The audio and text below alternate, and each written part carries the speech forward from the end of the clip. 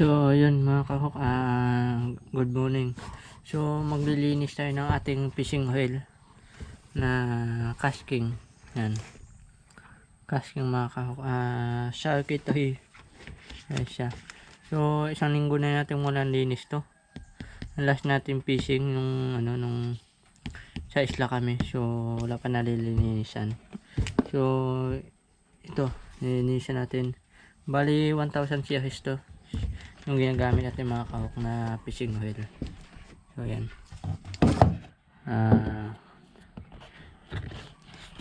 yan, linisin natin to ang ating Sharky. So yung line pala natin na to, ganda pala gamitin mga kahok, solid.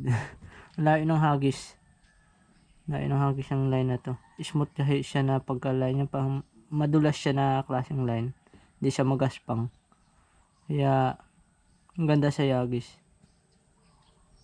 Malayuan yung hagis niya. So ayusin natin itong mga kahok ng ating fishing oil ngayon. So linisin natin kasi isang linggo nang walang linis to.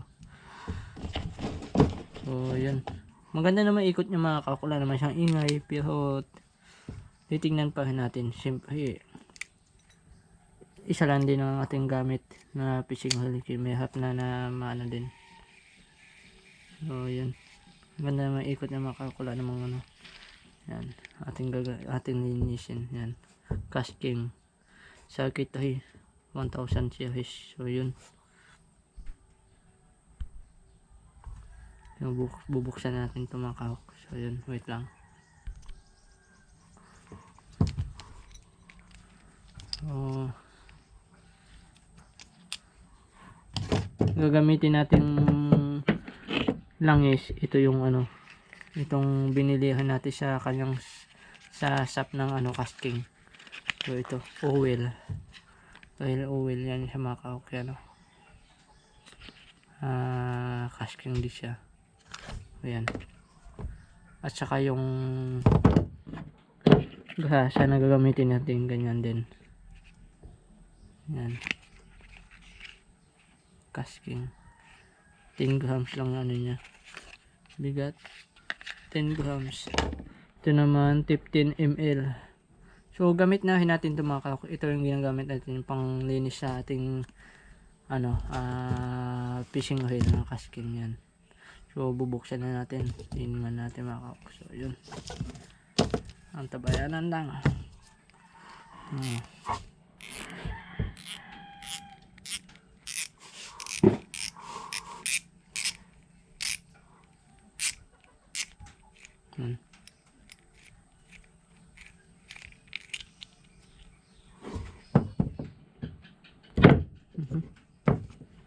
Ayun, goods naman yung natin sa spool nya, malinis, ganda pa yung grasa. Ayun, tabi lang natin muna.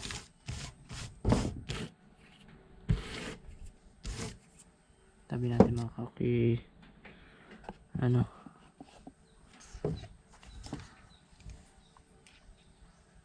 Maganda pa yung niya, grasa mga kahok. Yan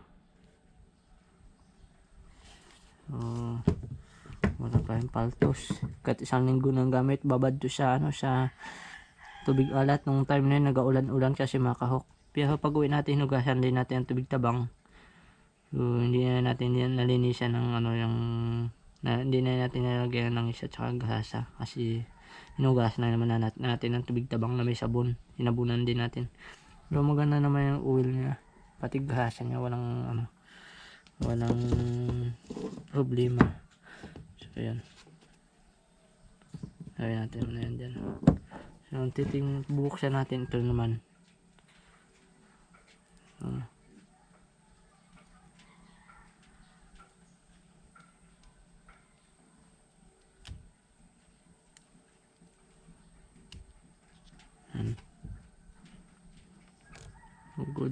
Goods.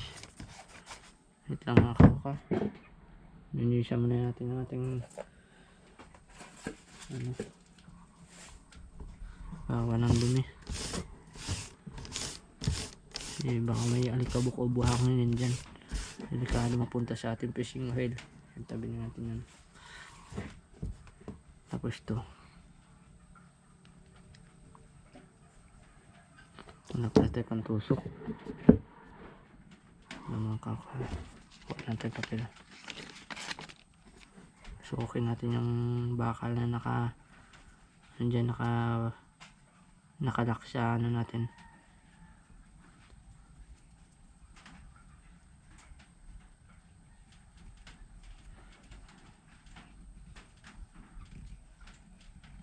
Sa ating gear.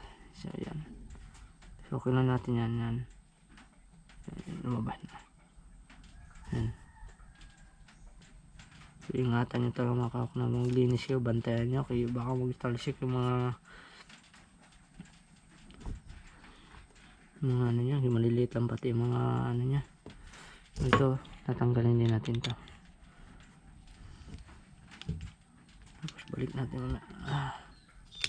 Tingnan na natin, tapos kung siyempre check natin, may hap na yung grasa pala natin pangit na. So kung maganda naman mga kakong grasa, so dagdag na tayo ulit ng panibagong grasa. Huwag na natin inisan kung maganda naman, kasi yung casking naman talaga po hindi maasin talaga, kinakalawang mga ano nya. Saka siya, pang siya, tubig talaga, resistant talaga siya. Ayan.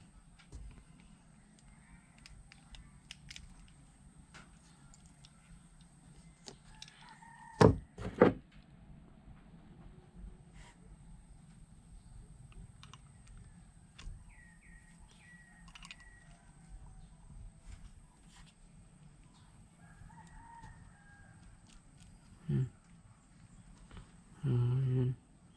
Bali itong bolt na to, may bearing din niya mga kahok yan sa loob. Bearing din niya ng loob niyan. Yan, bearing yan.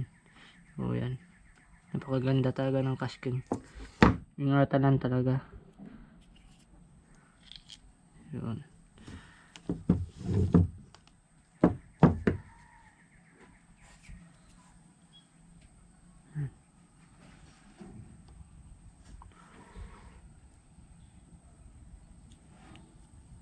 Wala akong masabi sa casking, sobrang ganda. Tiga. At saka malakas yung pitik ng ano niya, ng ring guard ng ng sa headline. So maganda. So ginagawa ko lang to, inalagyan ko lang ito ng oil. Langis lang ng mga kahok. Hindi na natin inaanahan niya ng kasi kung maglinis ako, hindi ko na sinasama ito minsan. Madalas ko lang ito inalinisan mga kahok yan. Langis lang ito ginagawa ko dito.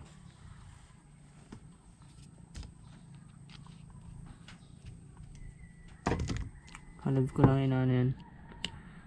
Kasi yung spring niya hindi naman kinakalawang. Ang ganda nga ng spring niya mga kahok. Tabi natin dyan.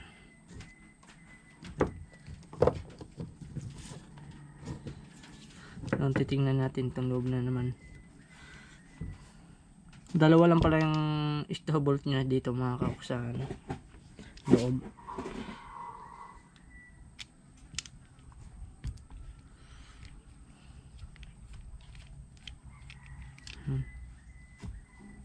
Kahit maghalo-halo yan mga kahok, sa ulado ko na. Ulado ko na kagad magbalik ng mga ano dyan. O yan. Una pakaganda pa mga kako. Wala talang wala talagang tubig na pumpasok kahit sinugahan natin tubig tabang. Ayan.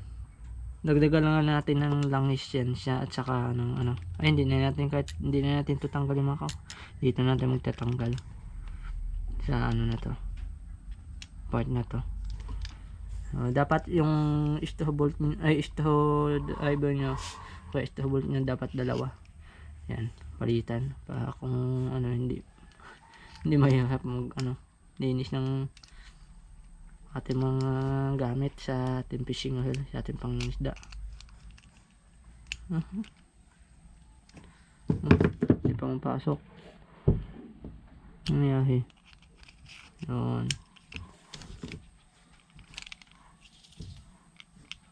Unahin natin ito mga kangkot to.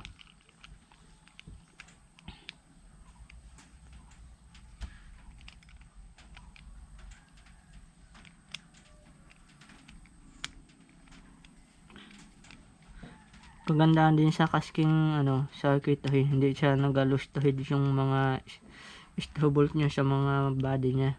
So huwag nyo lang talaga higpitan ng mahigpit mga kaho, kasi dyan din nagkukos yung loose thread ng ating mga straw bolt ng ating mga fishing oil. Kahit anong klaseng fishing oil po yan. Kailangan kung maghigpit, huwag din masyado. Huwag natin masyado higpitan kasi yan ay nakakasya ng natin.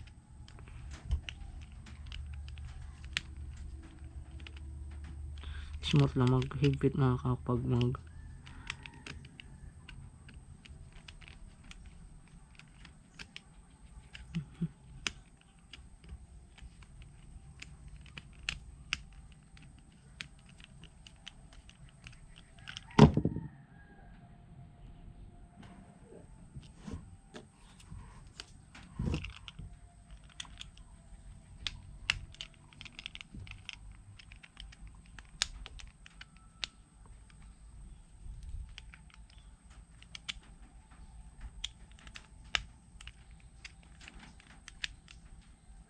pag luwang yung ng straw bolt, masyado malaki yung buka.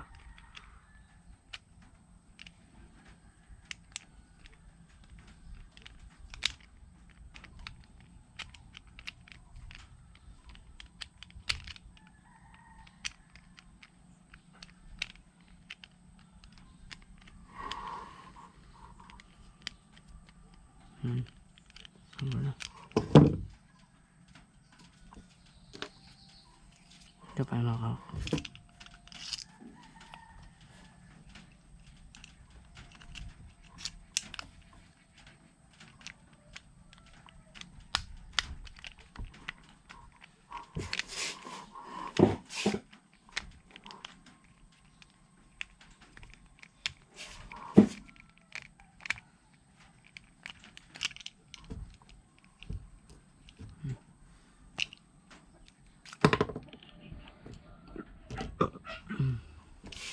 Mga kaho, adjust lang natin ito.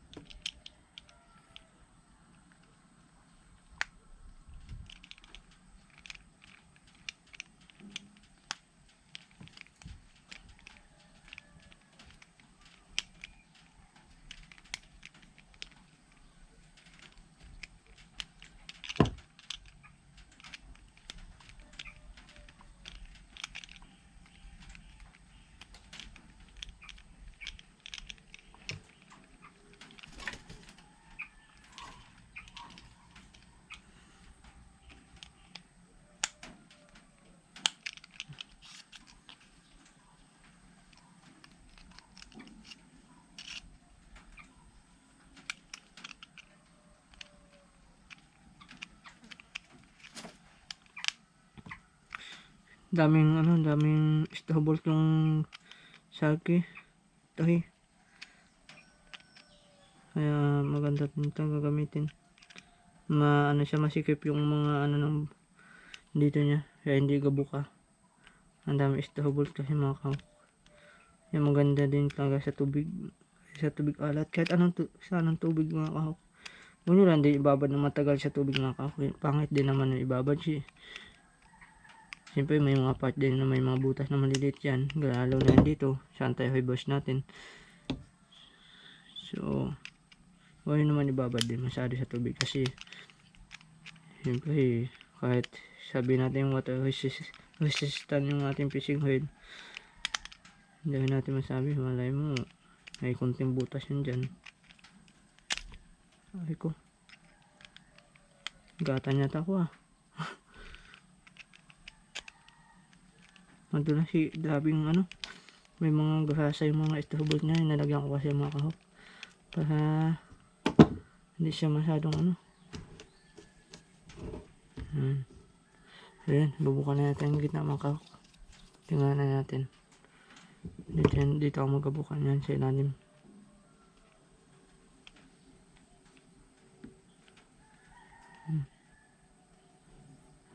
Ako, dandaan lang.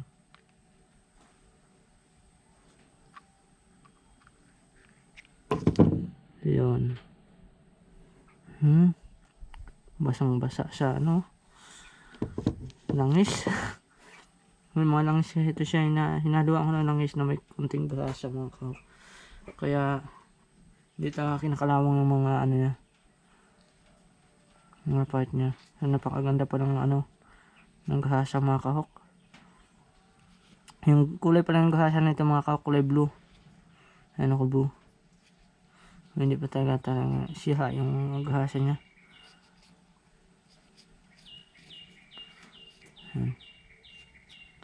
So napakaganda pa rin. Ang ganda mga kahok, puno ng gahasa. Ang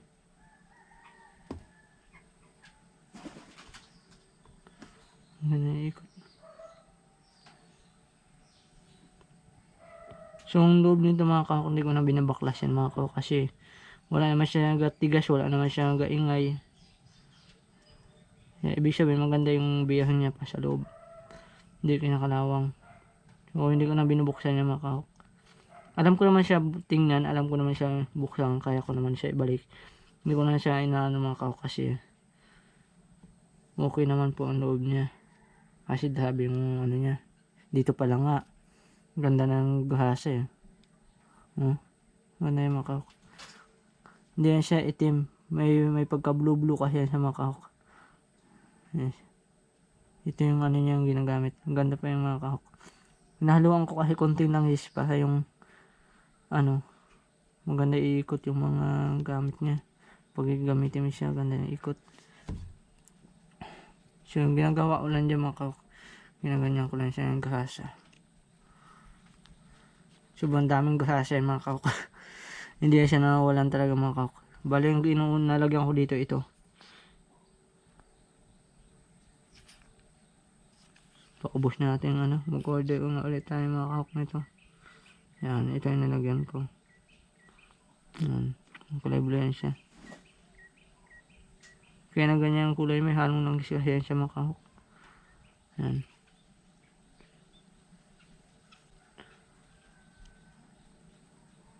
Mas gusto ko maraming grasa yung fishing reel kaysa kaunti.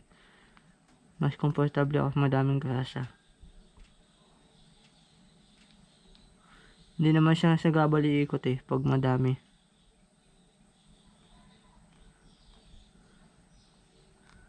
Wala siyang ingay.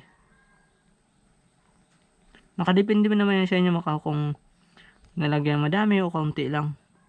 Basta sa akin kasi mga kahok, madami ko inalagyan niya ng gahasa. Hindi ako galagay ng kaunti lang.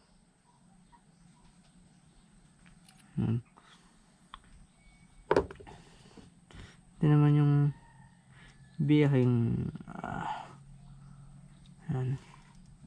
Ganda ng biyaheng mga kahok, lang ano. Dumi. Ang ganda yan.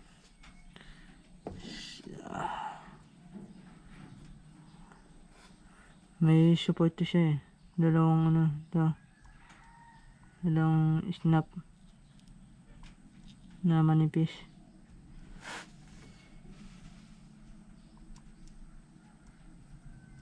Yan. Ano siya pa, tanso siya naman, manipis lang. Kaya natutupi. Kalawang yung sige katupi-tupi to kasi yan ay pagkaputol ng ano yan. Mapuputol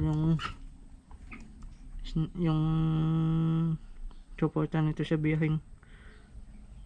Kailangan yung sige ka bali-bali. Talaga hanap talaga tayo ng ano yan, part nyan. Babalik na natin yan. Kailangan madaming gahasa tayo lagay. Tapos yan, okay na. Wala namang kalawang ng mga part nito eh. Maganda ang gamitin niya. Tapos mga kahok, kinalagyan ko yung gahasa ang bawat ano nito, bawat kanal ng atin sa ano natin na stove bolt. So yan. Bago natin ibalik yung kalahati niya, may nakasupport na dagat dito mga kahok. Yan. Tapos syempre patapos mong lagyan, mabalik yung ano, punasan nyo yung mga kahok para hindi maglamutak. Yan. Ganyan ako maglagay ng gahasa mga kahok. Pinupuno ko talaga, hindi talaga ano, Kapag kahit ano pa yun ng ano yan, maulanan mo yan paulit-ulit, hindi basta-basta maano ng tubig. Hindi ako gumagamit ng gahasa na binibili lang sa hardware mga kahok, yung pang makina na malalaki. Hindi, ginagamit ko talaga yung ito, binibili ko sa ano. Hindi na ako gumagamit. Dati gumagamit naman ako ng unang vlog ko, siyempre wala pa tayong alam sa mga about sa mga ganito. So yun, dahil habang tumatagal natututo tayo. So yun, alam na natin kung anong ano yun. Yun, balik na natin mga kahok. Yan lang yan mga kahok. Punasan nyo ng kalayan, pamunas nyo na ano, hindi masyadong ano, yung manaylon. Kasi pang manaylon hindi natatanggal masyadong yung gahasa nya, kaya medyo cotton siya na ano.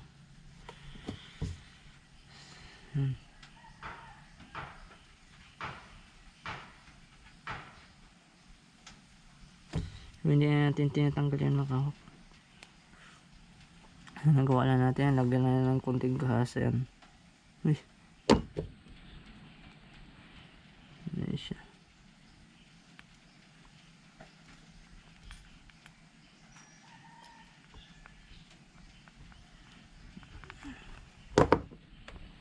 Yun, balik na natin mga bolt niya mga kahok. Yan, isa.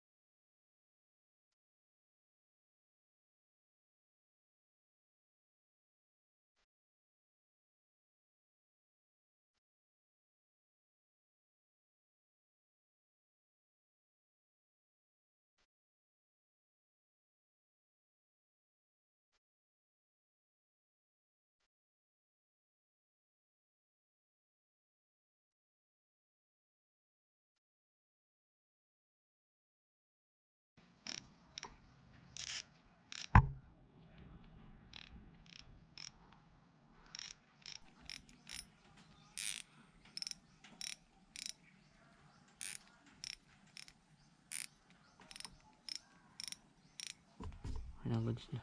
Iikot na natin ito mga kak. Para ma-warm up din siya.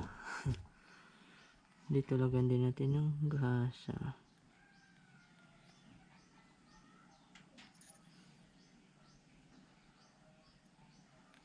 Suporta dito siya na tabi.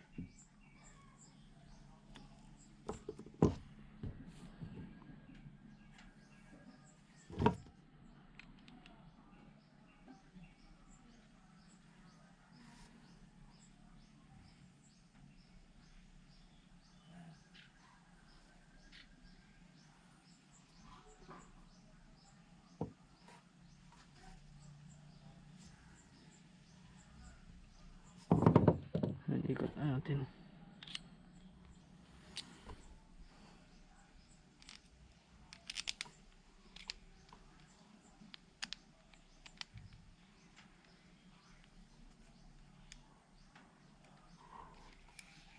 So yun.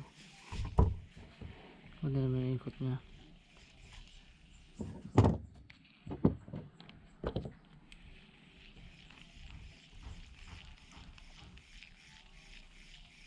Ikot-ikot lang natin para maganda yung ano niya mga.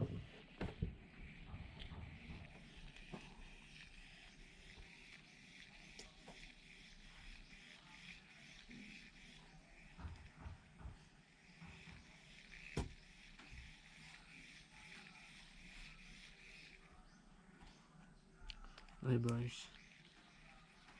Para gumanda yung ano ng